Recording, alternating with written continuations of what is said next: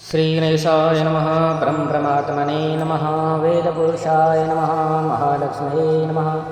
महासरस्वत्यै नमः। श्री गुरुचरणकमलेभ्यो नमः। वक्रतुण्डमहाकाय सूर्यकोटिसम्प्रभ निर्विघ्नं कुरु मम देव सर्वकार्येषु सर्वदा। देवी प्रपन्नार्थी हरे प्रसीद प्रसीद माता जगतोऽखिलस्य प्रसीद विश्वेश्वरि पाहि विश्वं तमेश्वरी देवी चराचरस्य। वन्दे देवयुमापतिं सुरगुरुं वन्दे जगत्कारणं वन्दे वनकभूषणं मृगधरं वन्दे पशूनापतिं वन्दे सूर्यसकाशवहिनयनं वन्दे मुकुन्दं प्रियं वन्दे भक्तजनाश्रयं च वरदं वन्दे शिवशङ्करम्। श्री शिव महापुराण रुद्र संहिता सती खंड 9वां अध्याय। बोलिए शंकर भगवान की जय। कामदेव द्वारा भगवान शिव को विचलित न कर पाना, ब्रह्मा जी द्वारा कामदेव के सहायक मारगणों की उत्पत्ति, ब्रह्मा जी का उन सबको शिव के पास भेजना, उनका वहां विफल होना, गणों सहित कामदेव का वापस अपने आश्रम को लौटना। ब्रह्मा जी बोले, हे मुनीश्वर, अनुचरों के साथ उस काम के शिव स्थान में पहुंच जाने पर अवधूत चरित्र हुआ, उसे सुनिए। सभी लोगों को मोहित करने वाले उस महावीर काम ने वहां पहुंचकर अपना प्रभाव फैला दिया और सभी प्राणियों को मोहित कर लिया। हे मुने, बसंत ने भी महादेव जी को अपना मोहित करने वाला प्रभाव दिखाया, जिससे समस्त वृक्ष एक साथ ही फूलों से लद गए। उस समय काम ने रति के साथ शिव को मोहित करने के लिए अनेक यत्न किए, जिससे सभी जीव उसके वशीभूत हो गए, किंतु गणों सहित शिव जी उसके वश में नहीं हुए। इस प्रकार चेष्टा करते हुए जब बसंत सहित उस काम के समस्त प्रयत्न निष्फल हो गए, तब वह अहंकार रहित हो गया और लौटकर अपने स्थान पर चला गया। हे मुने, मुझ ब्रह्मा को प्रणाम कर उदासीन तथा अभिमान रहित उस कामदेव गदगद वाणी से मुझसे कहने लगा। काम बोला, हे ब्रह्म, शिव को मोहित नहीं किया जा सकता, क्योंकि वे योग प्रायण है। उन शिव को मोहित करने की शक्ति न मुझ में है और न अन्य किसी में। हे ब्राह्मण, मैंने मित्र वसंत तथा रति के साथ उन्हें मोहित करने के अनेक उपाय किए, किंतु शिव में वे सभी निष्फल हो गए। हे ब्राह्मण, हम लोगों ने शिव को मोहित करने के लिए जिन उपायों का यत्न किया, उन विधि उपायों में मैं बता रहा हूँ। हे तात, आप सुनिए। जब शिवजी संयमित होकर समाधि लगाकर बैठे हुए थे, तब मैं मोहित करने वाले वेगवान सुगंधित युक्त तथा शीतल वायु से त्रिनेत्र महादेव रुद्र को विचलित करने लगा। मैं अपने धनुष तथा 5 पुष्प बाणों को लेकर उनके चारों ओर छोड़ता हुआ उनके गणों को मोहित करने लगा। उस प्रदेश में मेरे प्रवेश करते ही समस्त प्राणी मोहित हो गए, किंतु गणों सहित भगवान शिव विकार युक्त नहीं। हे विवेक, जब वे प्रथमाधिपति शिव हिमालय के शिखर पर गए, तब मैं भी वसंत और रति के साथ वहां पहुंच गया।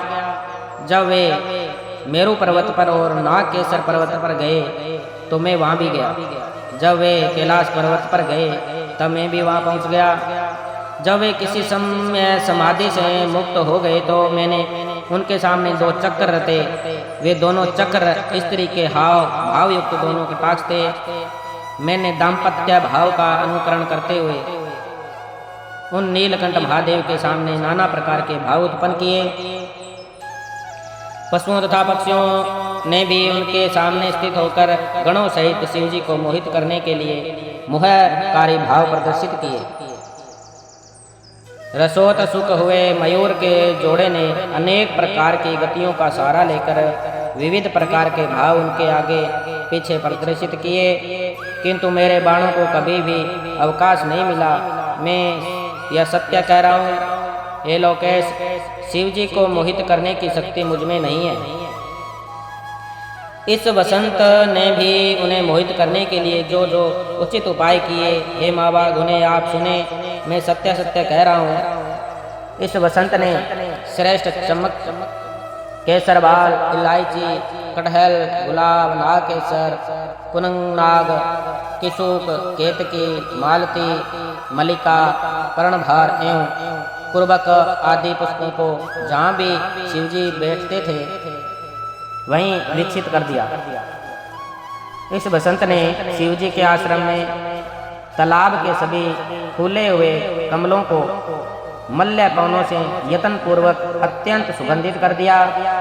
सभी लताएं फूल से युक्त और अंकुर समूह के साथ सन्निकट के वृक्षों में बड़े प्रेम से लिपट गए।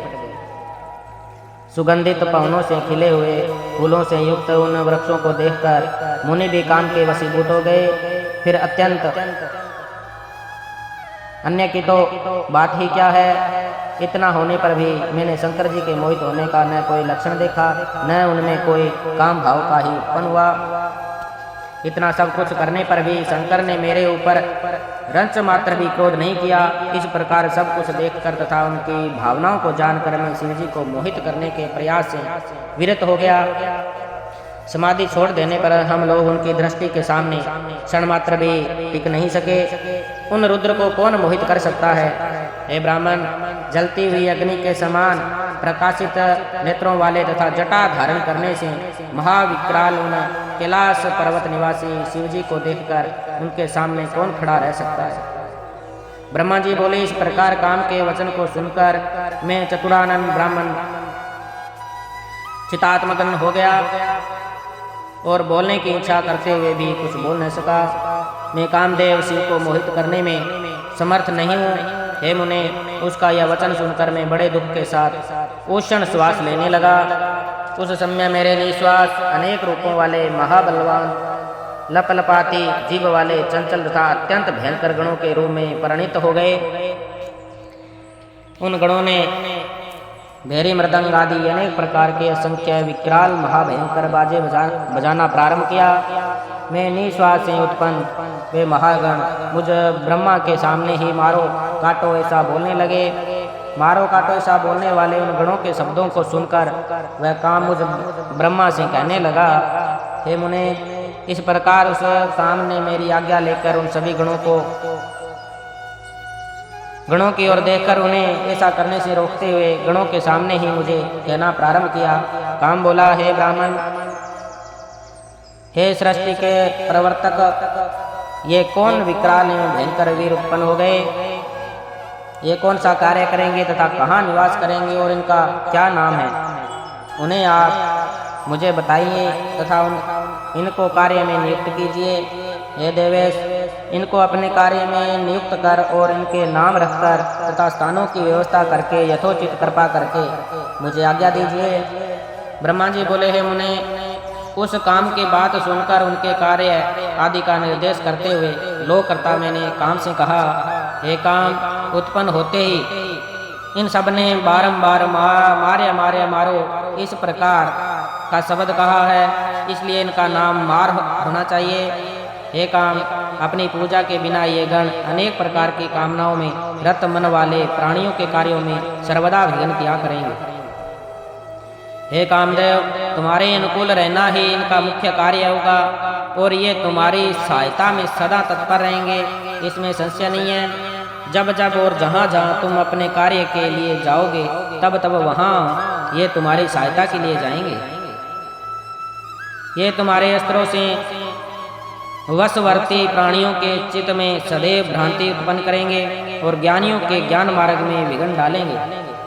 ब्रह्मा जी बोले, हे मुनि सत्तम, मेरे इस वचन को सुनकर रति और वसंत सहित वह कामदेव कुछ प्रसन्न मुख हो गए। मेरी बात को सुनकर वे सभी गण अपने अपने स्वरूप में मुझे तथा कामदेव को चारों ओर से घेर कर बैठ गए। इसके बाद मुझ ब्राह्मण काम से प्रेम पूर्वक कहा, हे मदन, मेरी बात मानो, तुम इन गणों को साथ लेकर शिव को मोहित करने के लिए पुनः जाओ। अब तुम इन मार गणों के साथ मन लगाकर ऐसा प्रयत्न करो जिससे स्त्री ग्रहण करने के लिए शिव जी को मोह हो जाए। ऐसा देव रस ने मेरी बात सुनकर काम गौरव का ध्यान करते हुए मुझे प्रणाम करके विघ्न पूर्वक मुझसे पुनः यह वचन कहने लगा। काम बोला, हे तात, मैंने अपने शिव को मोहित करने के लिए भली भांति यत्न पूर्वक उपाय किए, किंतु उनको मोह नहीं हुआ, न आगे होगा और वर्तमान में भी वे मोहित नहीं है। किंतु आपकी वाणी का गौरव मानकर इन मार्गणों को देखकर आपकी आज्ञा से मैं पुनः वहाँ पत्नी सहित जाऊंगा। हे ब्राह्मण, मैंने मन में यह निश्चय कर लिया है कि उन्हें मोह नहीं होगा, और हे विवेक, मुझे यह शंका है कि इस बार कहीं वे मेरे शरीर को भस्म न कर दे। हे मुनीश्वर, ऐसा कहकर वह कामदेव वसंत रचित था मार्गणों को साथ लेकर भयपूर्वक शिव जी के स्थान पर गए। वहां जाकर कामदेव ने पहले के समान ही अपना प्रभाव दिखाया तथा वसंत के भी अनेक प्रकार की बुद्धि का प्रयोग करते हुए बहुत उपाय किए। मार्गणों ने भी वहाँ बहुत उपाय किए, किंतु परमात्मा शंकर को कुछ भी मोह नहीं हुआ। तब वह कामदेव लौटकर पुनः मेरे पास आया। समस्त मार्गणों को भी अभिमान रहित तथा उदास होकर मेरे सामने खड़े हो गए। हे तात, तब उदास और गर्व रहित कामदेव ने मार्गणों तथा वसंत के साथ मेरे सामने खड़े होकर प्रणाम करके मुझसे कहा, हे विवेक, मेरे शिव को मोहित करने के लिए पहले से भी अधिक प्रयत्न किया, किंतु ध्यानरत चित्त वाले उन शिव को कुछ भी मोह नहीं हुआ। उन दयालु मेरे शरीर को भस्म नहीं किया। इसमें मेरे पूर्व जन्म का पुण्य ही कारण है। हे प्रभु, सर्वथा निरंकार है। हे ब्राह्मण, यदि आपकी ऐसी इच्छा है कि महादेव जी दार परिग्रह करें, तो मेरे विचार से आप गर्व रहित होकर दूसरा उपाय कीजिए। ब्रह्मा जी बोले, ऐसा कहकर कामदेव मुझे प्रणाम करके गर्व का खंडन करने वाले दीनवत्सल शंभु का स्मरण करता हुआ परिवार सहित अपने आश्रम को चला गया। इस प्रकार श्री शिव महापुराण के अंतर्गत द्वितीय रुद्र संहिता के द्वितीय सती खंड में काम प्रभाव एवं मार्गणों तपति वर्णन नामक 9वां अध्याय पूर्ण हुआ। बोलिए शंकर भगवान की जय।